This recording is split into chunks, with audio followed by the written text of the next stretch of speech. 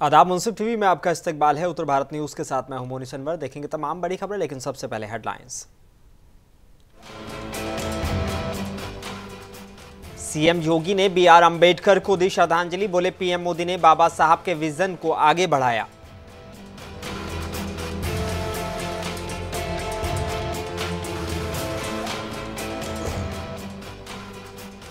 सीतापुर में समाजवादी पार्टी कार्यालय पर मनाया गया परिनिर्वाण दिवस। डॉक्टर भीमराव अंबेडकर की जीवन शैली पर डाली गई रोशनी।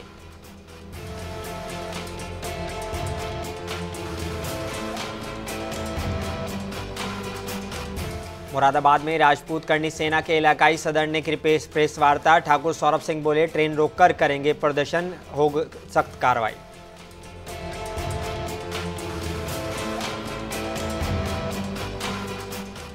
और जौनपुर में सीवर ट्रीटमेंट प्लांट की खुदाई करते वक्त मिट्टी में दबा मजदूर, 3 घंटे बाद निकाला जा सका शव।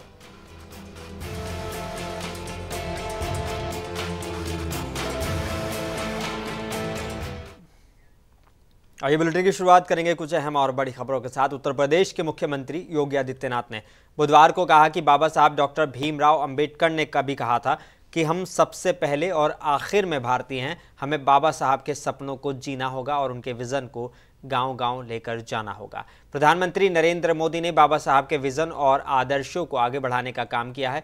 सीएम योगी ने बुधवार को लखनऊ में आयोजित एक श्रद्धांजलि सभा में बाबा साहब आम्बेडकर को श्रद्धांजलि देते हुए ये बातें कही। सीएम योगी ने कहा कि जो लोग आज भारत विरोधी गतिविधियों के माध्यम से समाज को बांटने का काम करते हैं, भारत को कमजोर करने का कोशिश करते हैं, बाबा साहब डॉक्टर भीमराव अंबेडकर जी का अपमान करते हैं, उनके बारे में गांव-गांव जाकर हम सभी को बताना होगा।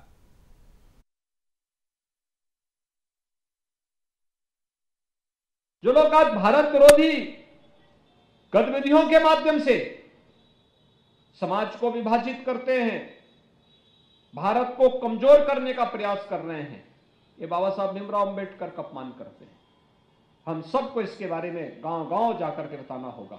और मैं आपको इस बात के लिए फिर आश्वस्त करने के लिए आया हूं। हमने पहले भी कहा कि सरकार हर गरीब के साथ, हर वंचित के साथ, हर दलित के साथ खड़ी है, उनको उनका अधिकार देने के लिए तैयार है। कोई मुसहर के बारे में पूछता था प्रदेश में? बनटांगिया के बारे में कोई पूछता था? उत्तर प्रदेश के जिला सीतापुर में समाजवादी पार्टी के कार्यालय पर बाबा साहब डॉक्टर भीमराव अंबेडकर का परिनिर्वाण दिवस मनाया गया। इस मौके पर सपा जिलाध्यक्ष छत्रपाल यादव और पूर्व जिलाध्यक्ष शमीम कौसर सिद्दीकी ने उनके चित्र पर माल्यार्पण कर श्रद्धांजलि अर्पित की। उसके बाद जिला महासचिव इकबाल हुसैन अंसारी ने डॉक्टर भीमराव अंबेडकर की जिंदगी पर रोशनी डाली। इस मौके पर अंकित त्रिवेदी, राकेश यादव, अशफाक खान, जुबैर अहमद आदि मौजूद रहे।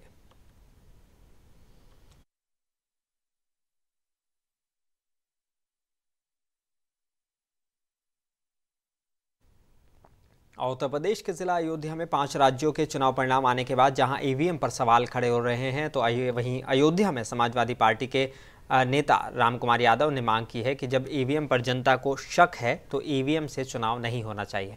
उन्होंने 2024 में होने वाले लोकसभा चुनाव को लेकर ये मांग की है कि ये चुनाव बैलेट पेपर से होना चाहिए। उन्होंने कहा कि जनता, विपक्ष कोई भी संतुष्ट नहीं है ईवीएम से चुनाव को लेकर, तो चुनाव आयोग को भी ईवीएम से चुनाव नहीं कराना चाहिए, क्योंकि लोकतंत्र में शक की कोई गुंजाइश नहीं होती।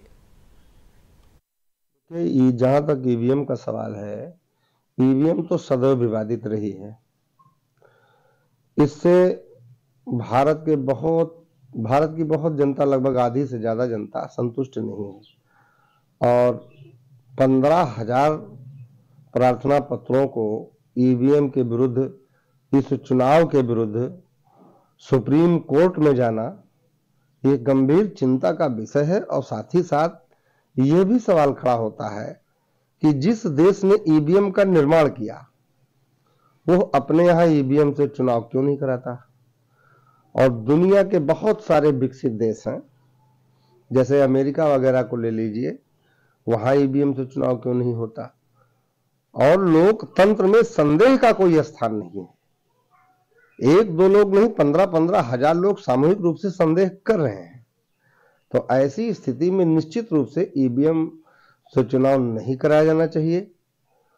और सरकार को चुनाव आयोग को इस पर गंभीरता से सोचना चाहिए, लेकिन चुनाव आयोग से अब उम्मीद नहीं है। देखिए, और उत्तर प्रदेश के जिला मुरादाबाद में लाइन पर स्थित राष्ट्रीय राजपूत करनी सेना के इलाकाई सदर ठाकुर सौरभ सिंह ने मीडिया से बात करते हुए राजस्थान में जिस तरीके से राष्ट्रीय राजपूत करनी सेना के सदर के गोली मारकर उनकी कत्ल कर दिया गया, हत्या के आरोपियों के खिलाफ सख्त कार्रवाई की मांग की है। उन्होंने बताया कि अगर उनके खिलाफ सख्त कार्रवाई नहीं की गई तो करनी सेना ट्रेन रोककर प्रदर्शन करेगी। राजस्थान में श्री राष्ट्रीय राजपूत करनी सेना के राष्ट्रीय अध्यक्ष श्री सुखदेव सिंह गोगामणि जी की हत्या उनके घर में घुसकर कर दी जाती है। उसी उपलक्ष्य में हम लोगों ने, संपूर्ण क्षत्रिय समाज के लोगों ने यहाँ पे एक मीटिंग का आयोजन किया है और इस मीटिंग में तय किया जा रहा है कि हम जो हमारा जो रोष है क्षत्रिय समाज के अंदर, उसको कैसे हम अपना व्यक्त करें और कैसे उन हत्यारों को पकड़वाएं, कैसे हम पुलिस प्रशासन पे अपना प्रेशर बनाएं, क्योंकि जब तक हम लोग प्रेशर नहीं बनाएंगे, समाज प्रेशर नहीं बनाएगा, तब तक उन हत्यारों को। और उत्तर प्रदेश के जिला कुशीनगर में भी जिला मुख्यालय जाकर जिलाधिकारी को ज्ञापन सौंपा गया है, जिसमें करनी सेना के राष्ट्रीय अध्यक्ष सुखदेव सिंह गोगामणि के हत्यारों को फांसी की मांग की गई है। करनी सेना जयपुर के बता दें कि राष्ट्रीय राजपूत करनी सेना के राष्ट्रीय अध्यक्ष सुखदेव सिंह गोगामणि की 5 दिसंबर को गोली मारकर हत्या कर दी गई थी। करनी सेना के राष्ट्रीय अध्यक्ष के जाने से हर वर्ग में शोक का माहौल बना हुआ है, जिसको लेकर करनी सेना के लोग प्रदर्शन कर रहे हैं। ये क्षत्रिय समाज यहाँ इकट्ठा हुआ है। श्री राजपूत करनी सेना के राष्ट्रीय अध्यक्ष, हम सभी के अभिभावक श्री सुखदेव सिंह गोमड़ी जी का निर्मम हत्या कर दिया गया कल जयपुर राजस्थान में। उसी के विरोध में ये आक्रोश जन समुदाय हम लोग क्षत्रिय समाज से लेकर के निकले हैं। अभी हम लोग डीएम साहब को ज्ञापन दिए हैं कि जो भी हत्यारे हैं, जो भी इसके साजिशकर्ता हैं, उनको जल्द से जल्द गिरफ्तार किया जाए और गिरफ्तार करके उनका इनकाउंटर किया जाए या फांसी दिया जाए। जिस तरह उत्तर प्रदेश के अमेठी में भी करनी सेना का सड़क जाम कर प्रदर्शन देखने को मिला है। करनी सेना के राष्ट्रीय अध्यक्ष सुखदेव सिंह को गोली मारकर हत्या के बाद देश सहित प्रदेश में करनी सेना जगह जगह प्रदर्शन कर रही है। अमेठी के तुलोई विधानसभा के मोहनगंज चौराहे पर राजपूत समाज ने करनी सेना के राष्ट्रीय अध्यक्ष के हत्यारे को फांसी देने के साथ साथ परिवार को सुरक्षा व्यवस्था मुहैया कराने की राजस्थान सरकार से मांग की है। साथ ही करनी सेना के समर्थकों ने उप जिलाधिकारी के माध्यम से राज्यपाल के नाम एक ज्ञापन सौंपा है और मोहनगंज कोतवाली पुलिस सहित तहसील प्रशासन ने ज्ञापन को लेकर जाम खुलवाया है।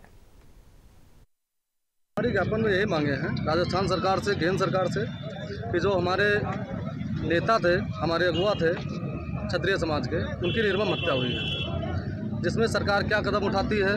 हम लोगों की ये मांग है कि उनके हत्यारों को फांसी दी जाए और जो भी उनकी साजिश करता रहे हों उनको प्रकाश में लाया जाए, उच्च स्तरीय जाँच कराई जाए और उनके परिवार की मांगे पूरी की जाए। दादा के हत्यारों को फांसी दो, फांसी दो। और आगरा विकास प्राधिकरण के कर्मचारी लचर कार्यशैली को लेकर हमेशा चर्चाओं में रहते हैं। आगरा विकास प्राधिकरण में अभी कर्मचारियों पर चल रही आय से अधिक संपत्ति की जांच पूरी नहीं हुई थी कि एक और बड़ा मामला सामने आया है। दरअसल एडीए से 39 अहम फाइलें गायब हो गई हैं। एडीए सचिव गरिमा सिंह इस मामले पर पर्दा डालती हुई नजर आ रही हैं। उनको महत्वपूर्ण फाइलें गायब होने की भनक तक नहीं है। फाइलें गायब होने की खबर जैसे ही विभाग से बाहर निकली, तब एडीए में हड़कंप मच गया और मामले को दबाने की कोशिशें की जा रही हैं। अभी जो है इस प्रकरण के बारे में जानकारी मिली है कि आप लोग के द्वारा जैसा बताया जा रहा है कि 39 फाइलें गायब हैं, तो इस संपूर्ण प्रकरण में पत्रावली तलाश भी कराई जाएगी। अगर पत्रावली नहीं मिलती है तो जो भी संबंधित दोषी व्यक्ति होगा उसके विरुद्ध कार्रवाई की जाएगी। पहले उसकी विज्ञप्ति, अगर ऐसी स्थिति आती है कि फाइलें नहीं हैं और संपूर्ण जांच होने के बाद जो फाइलें अगर हमारे यहाँ डॉक्यूमेंट मिलता है तो उसका पेपर में विज्ञप्ति निकाला जाएगा, लोगों को समय दिया। और उत्तर प्रदेश के जिला जौनपुर के अहमद खां मंडी में चल रहे सीवर ट्रीटमेंट प्लांट में काम कर रहे मजदूर की 8 फीट गहरे गड्ढे में दबने से मौत हो गई। 3 घंटे के रेस्क्यू के बाद 2 जेसीबी की मदद से शव को बाहर निकाला गया, लेकिन तब तक उसकी मौत हो चुकी थी। मृतक का नाम रिजवान बताया गया है, जो यूपी के गाजियाबाद का रहने वाला था। इसमें ठेकेदार की गलती मानी जा रही है। जिला प्रशासन द्वारा जांच कराई जा रही है। वहीं मजदूर को मुख्यमंत्री सहायता राशि भी देने की बात सिटी मजिस्ट्रेट ने की है। बुलाए हैं हमें दूसरी साइड पे से, अन्य सामने लग रहे हैं हम गली में। वहाँ से घटना के बारे में यहाँ पे क्या वर्षा आपको पता है? सिवर लाइन डल रही है। तो कौन इसमें फंसा है? रिजवान नाम का लड़का। कब से कितना देर हुआ? क्यों ना पता कितनी देर हो गई। सामने से बुलाया होगा घंटा, आधा घंटा तो होगा, घंटा वर्षा तो होगा। ये अहमद खान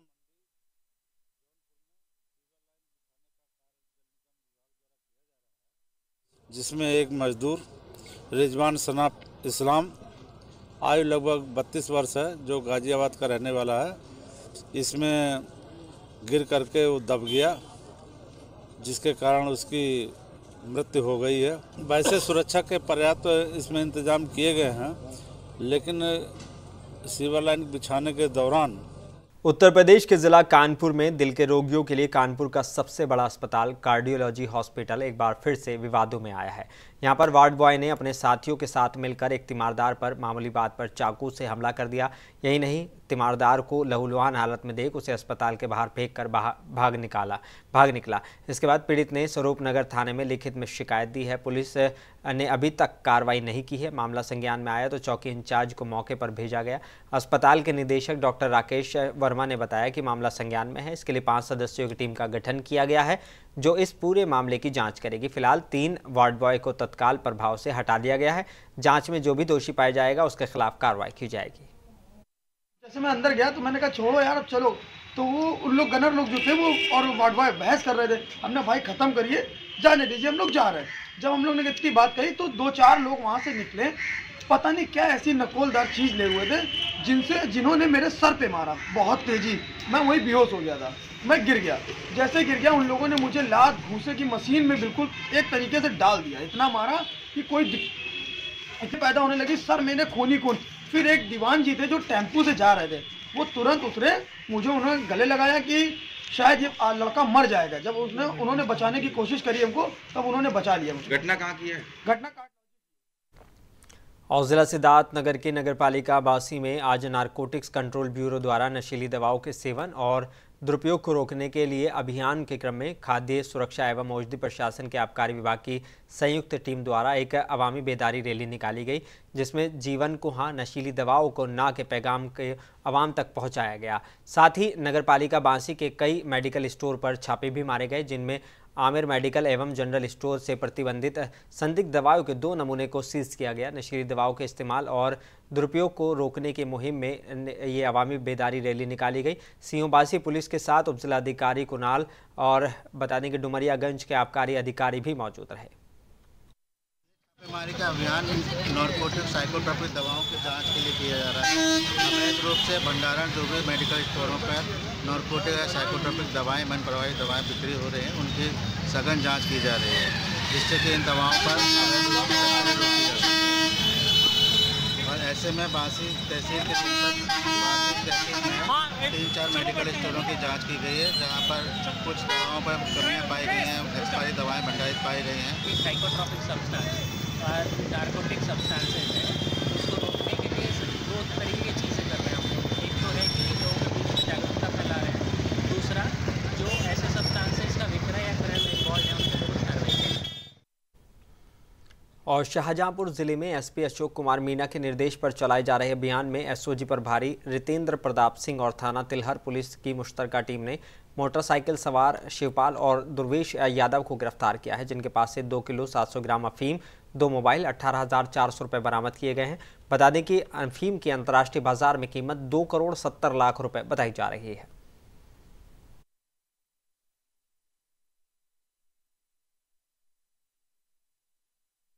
जनपद की एसओजी सर्विलांस और थाना तिलहर की पुलिस द्वारा सूचना के आधार पर कल शाम को पंडित ढाबे के पास से बदायूं को रहने वाले शिवपाल तथा दुर्वेश यादव, जो कि जिला चतरा झारखंड का रहने वाला है, इनको एक मोटरसाइकिल से जाते हुए गिरफ्तार किया गया। तलाशी में इन दोनों के पास से कुल 2 किलो 700 ग्राम अफीम बरामद की गई, जिसकी अंतर्राष्ट्रीय कीमत लगभग 2 करोड़ 70 लाख बताई जा रही है। पूछताछ में लोगों ने बताया कि ये झारखंड से अफीम लाकर जनपद और उसके आसपास के क्षेत्रों में ढाबों पर सप्लाई करते हैं। इनके खिलाफ एनडीपीएस एक्ट। और उत्तर प्रदेश के जिला मुरादाबाद के थाना कटघर कोतवाली इलाके के हृदयपुर गांव में सरकारी जमीन पर अवैध कब्जा हटाने गई राजस्व विभाग और पुलिसकर्मियों की टीम को ग्रामीणों की दबंगई से बेइज्जत होकर बेरंग लौटना पड़ा। इलाके के दबंग आरोपियों ने राजस्व एवं पुलिसकर्मियों की टीम के साथ जमकर गाली गलौज ही नहीं की बल्कि उनसे मारपीट भी की है। कर्मियों ने गांव से भागकर अपनी जान बचाई। इस घटना के बाद जैतिया सादुल्लापुर इलाके के लेखपाल ने गाली गलौज, मारपीट और सरकारी कार्य में विरोध करने के आरोप में 6 लोगों के खिलाफ कटघर थाने में एफआईआर दर्ज करा दी है। इसके बाद और पुलिस बल बुलाकर वहां जमीन को कब्जा मुक्त करा लिया गया। लेकिन जो भी अभद्रता कर्मियों के साथ की गई, लेखपालों के सम्मान में किसी तरह का समझौता नहीं किया जाएगा। उसके लिए चाहे उन्हें आंदोलन करना पड़े या गिरफ्तारी कर कड़ी कार्रवाई की मांग भी की गई है।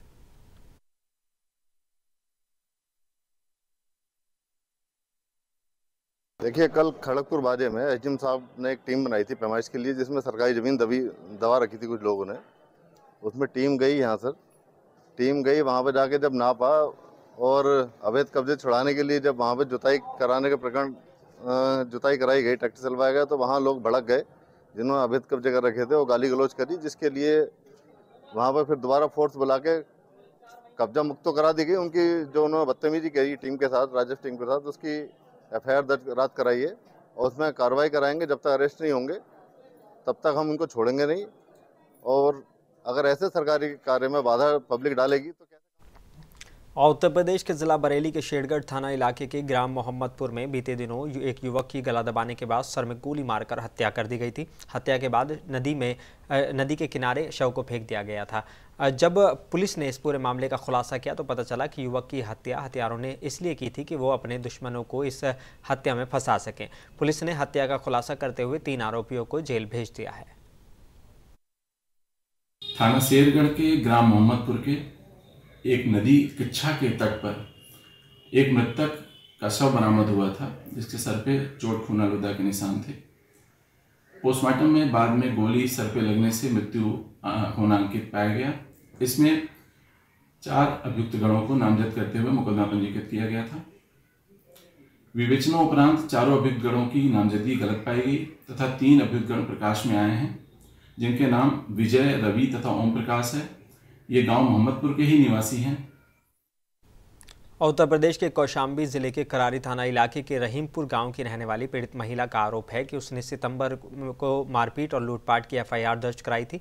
थाने के तत्कालीन इंस्पेक्टर गणेश प्रसाद सिंह ने पूछताछ के लिए महिला को बुलाया और मुकदमे में सुलह करने का दबाव बनाया। महिला ने मुकदमे में सुलह समझौता करने से मना कर दिया तो इंस्पेक्टर ने महिला को गाली गलौज करते हुए अभद्रता करने लगे। महिला के साथ मौजूद पिता ने विरोध किया तो इंस्पेक्टर ने उन्हें भी धमकाया और पूरे परिवार को मुकदमा लिखकर जेल भेजने की धमकी दी गई। जिसके बाद महिला ने मामले की शिकायत एसपी से की, लेकिन फिर भी इंस्पेक्टर के खिलाफ कोई कार्रवाई नहीं हुई। जिसके बाद महिला ने सीजेएम कोर्ट में अर्जी दाखिल की, जिस पर सीजेएम कोर्ट ने सुनवाई करते हुए तत्कालीन इंस्पेक्टर गणेश प्रसाद के खिलाफ एफआईआर दर्ज करने का आदेश दिया है। कोर्ट के आदेश पर करारी पुलिस ने तत्कालीन इंस्पेक्टर के खिलाफ आईपीसी की धारा 354 ख और 504 के तहत एफआईआर दर्ज कर तफ्तीश शुरू कर दी है।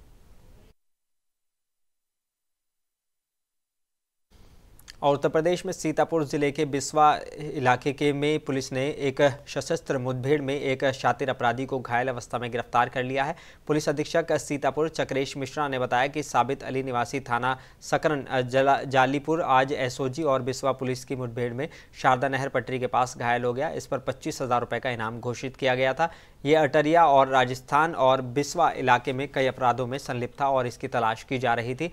आज एसओजी और बिस्वा पुलिस शारदा नहर पटरी पर वाहनों की जांच कर रही थी, तभी मोटरसाइकिल से आते देख पुलिस ने घेराबंदी कर बदमाश को रोकने का प्रयास किया, मगर उसने पुलिस पर फायरिंग कर दी। पुलिस ने जवाबी फायरिंग में बदमाश के पैर में गोली मार दी, जिसके बाद वे तमंचा और कारतूस भी उसके पास से बरामद किया गया है।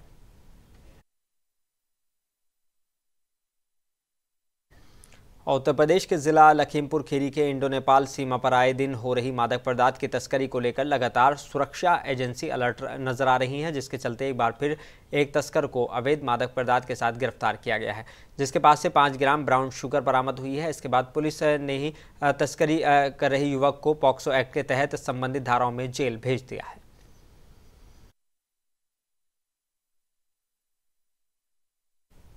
और उत्तर प्रदेश के जिला लखीमपुर खीरी के थाना मजगई इलाके में ग्राम बल्लीपुर अपने ही घर में युवक के शव संदिग्ध अवस्था में रस्सी से लटकता हुआ पाए जाने की सनसनी फैल गई। सूचना पर पहुंची पुलिस ने शव को कब्जे में लेकर पोस्टमार्टम के लिए जिला मुख्यालय भेज दिया है। पुलिस आगे की कार्रवाई में जुट गई है।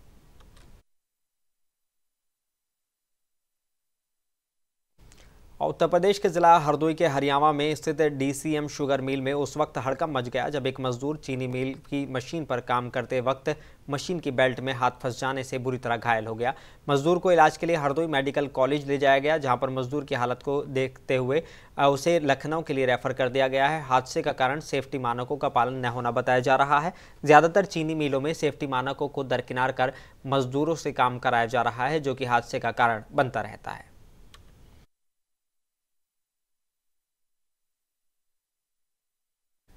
और आखिर में एक बार फिर नजर डालेंगे हेडलाइंस पर।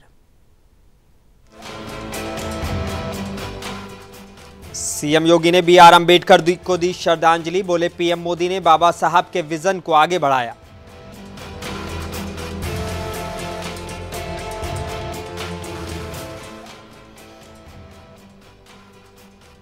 सीतापुर में समाजवादी पार्टी के कार्यालय पर मनाया गया परिनिर्वाण दिवस, डॉक्टर भीमराव अंबेडकर के जीवन शैली पर डाली गई रोशनी।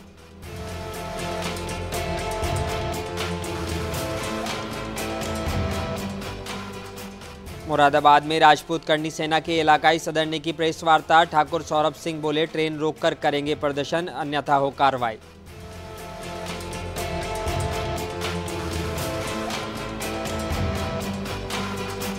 और जौनपुर में सीवर ट्रीटमेंट प्लांट के लिए खुदाई करते समय मिट्टी में दबा मजदूर के 3 घंटे बाद निकाला जा सका शव।